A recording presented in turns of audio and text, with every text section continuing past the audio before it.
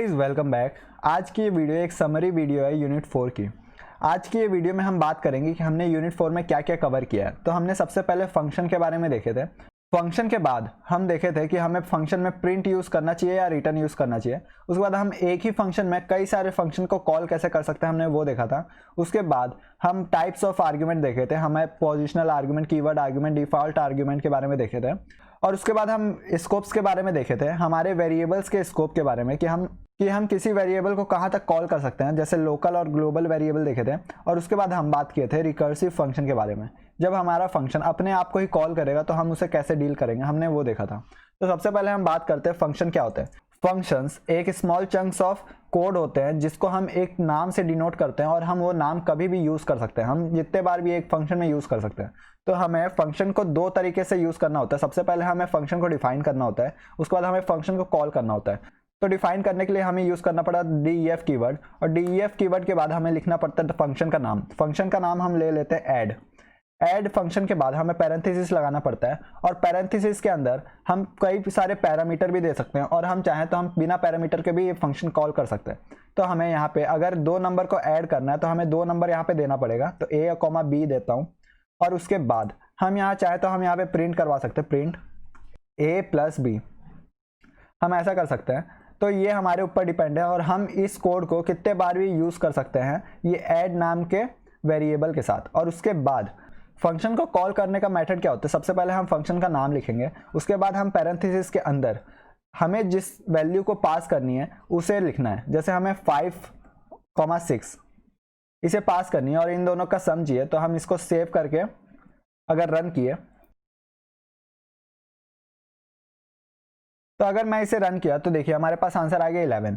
तो हम इस वाले कोड को कितने बार भी यूज़ कर सकते हैं। हम चाहें तो हम वापस से कॉल करें और हम फिर से हम दूसरा वैल्यू देते हैं, और अब हमें वापस से ये कोड लिखने की ज़रूरत नहीं है। हम सिर्फ और सिर्फ कॉल करेंगे और यहाँ पे हमारे पास आउटपुट आ जाएगा।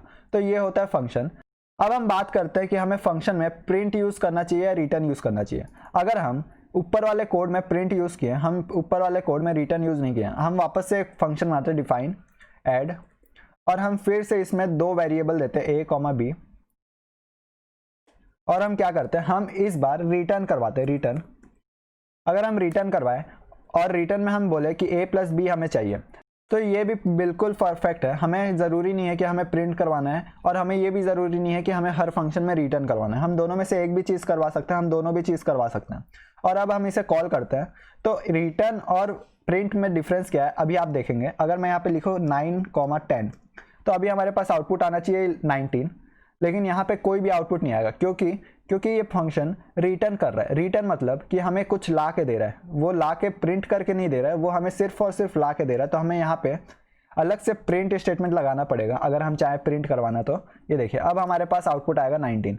अगर हम चाहें तो यहाँ पे प्रिंट करवा सकते हैं, और अगर हम चाहें तो यहाँ पे किसी अलग वेरिएबल में स्टोर भी करवा सकते हैं। जैसे हम स्टोर करवाए W में, और अब हम W को अगर चाहें तो W के साथ कुछ भी गेम खेल सकते हैं। W = W+5 हम ये कर सकते हैं। फिर W को प्रिंट करवा सकते हैं, हम जो चाहें अब W के साथ कर सकते हैं। तो यहाँ पे आउटपुट देखिए, ये देखिए हमारे पास आया 24। तो ये होता है रिटर्न स्टेटमेंट का फ़ायदा। हम रिटर्न स्टेटमेंट में किसी फंक्शन को कॉल करें और उसके बाद हम उस फंक्शन के वैल्यू के साथ हम कोई भी गेम खेल सकते हैं। अगर हम चाहें तो कुछ भी कर सकते हैं उसके साथ। अब हम बात करते हैं function inside function. Function inside function को एक एग्जाम्पल के रूप में समझते हैं। अगर हमारे पास दो फंक्शन है डिफाइन ऐड, और ऐड फंक्शन हमारे से दो इनपुट लेगा A, B, और ये ऐड फंक्शन रिटर्न करेगा A+B। ओके, और हमारे पास और एक फंक्शन है जिसका नाम है डिफाइन सब। ये भी हमसे दो इनपुट लेगा A, B, और ये रिटर्न करेगा A-B। अगर हमारे पास ये दो फंक्शन है और ये दो फंक्शन को हमें एक तीसरे फंक्शन में कॉल करना है जिसका नाम है कैलकुलेट।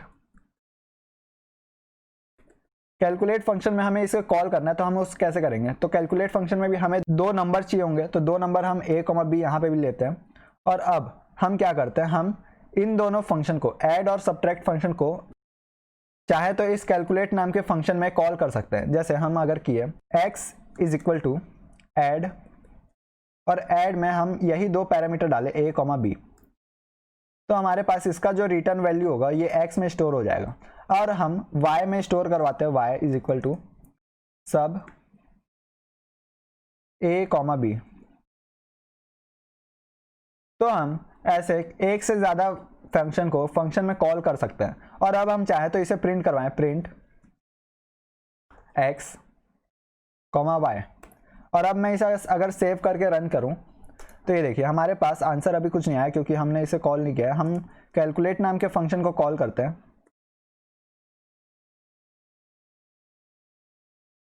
और हम इसमें डालते हैं 2,3। तो अब हमारे पास आउटपुट क्या आएगा, ये देखिए हमारे पास आउटपुट है 5,-1, मतलब हमारा x का वैल्यू है जो कि सम है वो आया 5 और -1 आया y में। तो ऐसे हम एक फंक्शन के अंदर कई सारे फंक्शन को कॉल कर सकते हैं। तो आई होप आपको इतना समझ में आया होगा। अब हम देखते हैं आर्ग्यूमेंट्स को। आर्ग्यूमेंट्स क्या होते हैं, तो जो हम फंक्शन को डिफाइन करते समय यहाँ पे वेरिएबल डालते हैं उसे हम बोलते हैं पैरामीटर, और हम जो फंक्शन को कॉल करते समय यहाँ पे फंक्शन में वैल्यू डालते हैं तो उसे हम बोलते हैं आर्ग्यूमेंट्स। तो हम कैसे कैसे आर्ग्यूमेंट यूज कर सकते हैं। अगर हमारे पास एक फंक्शन है कैलकुलेट फंक्शन है, इसे मैं अनकमेंट करता हूं। अगर हमारे पास ये कैलकुलेट फंक्शन है और इस फंक्शन में हमको कॉल करना है कुछ, तो कैलकुलेट लिखेंगे सबसे पहले, और उसके बाद अगर हम चाहें तो हम यहाँ पे पोजिशनल आर्गुमेंट दे सकते हैं। पोजिशनल आर्गुमेंट मतलब हम जो a का वैल्यू होगा वो यहाँ पे सबसे पहले a का वैल्यू डालेंगे। हम यहाँ डाले 4 a का वैल्यू, और हम चाहें तो b का वैल्यू है तो 6, तो हम यहाँ 6 डालें। तो ऐसे हमारा काम करेगा पोजिशनल आर्गुमेंट। हम यहाँ पे पोजीशन वाइज पैरामीटर के पोजीशन वाइज यहाँ पे आर्गुमेंट डाले तो उसे हम बोलते हैं पोजिशनल आर्गुमेंट। तो ये हमारा काम करेगा, नो प्रॉब्लम। ये देखिए हमारा काम कर दिया। पर अगर हम चाहें, पर अगर हमें इसका लोकेशन मालूम ना हो, a पहले आया है या b पहले आया है, तो हम उसे कीवर्ड आर्गुमेंट के यूज करके भी पास कर सकते हैं। कैलकुलेट, मैं इसे पास करता हूँ कैलकुलेट। अगर हमें b का वैल्यू में डालना है 1 और हमें a का वैल्यू में डालना है -7, तो हम उसे ऐसे कर सकते हैं। तो हमारे इस कोड में क्या होगा, हमारे b पैरामीटर में 1 चल जाएगा और a पैरामीटर में -7 चल जाएगा। तो ये होता है कीवर्ड आर्गुमेंट। अगर हम इसे सेव करके रन किए तो हमारा आंसर क्या आएगा, -6 और -8। -6 और -8 कैसे आया, हमारे a का वैल्यू है -7, तो a का वैल्यू चल जाएगा a में और b का वैल्यू चल जाएगा b में, और उसके बाद ये ऑपरेशन परफॉर्म होगा। तो ये था हमारा कीवर्ड आर्गुमेंट। अब हम बात करते हैं डिफॉल्ट आर्गुमेंट की। डिफॉल्ट आर्गुमेंट डिफॉल्ट पैरामीटर होता है, सॉरी। और डिफॉल्ट पैरामीटर हम यहाँ पे फंक्शन को जब डिफाइन करते हैं तभी हम यहाँ पे डाल देते हैं। अगर हमारे यूजर b का वैल्यू कुछ भी ना लिया, अगर हमारे b का वैल्यू कुछ भी ना रहा, तो हम इसको डिफाइन करते हैं अगर 0 से। तो ये हो गया हमारा डिफॉल्ट आर्गुमेंट। और डिफॉल्ट आर्गुमेंट का रूल होता है, रूल क्या होता है, हम डिफॉल्ट आर्गुमेंट कभी भी सबसे राइट में डिफाइन करते हैं। हम अगर नॉर्मल पैरामीटर को राइट में ले गए और बीच में डिफॉल्ट आर्गुमेंट करें तो हमारे पास एरर आएगी। हमने ये लास्ट वीडियो में बात किया था, आई होप आपको ये क्लियर होगा। अब हम बात करते हैं लोकल वेरिएबल और ग्लोबल वेरिएबल के बारे में। अगर हम एक वेरिएबल डिफाइन करते हैं, वेरिएबल का नाम रहता है a इज इक्वल टू 10 करते हैं, और 10 को हम प्रिंट करवाते हैं, प्रिंट a, तो हमारा कोड बिल्कुल परफेक्ट काम करेगा और हमारे पास 10 प्रिंट हो जाएगा। पर अगर हम किसी फंक्शन के अंदर,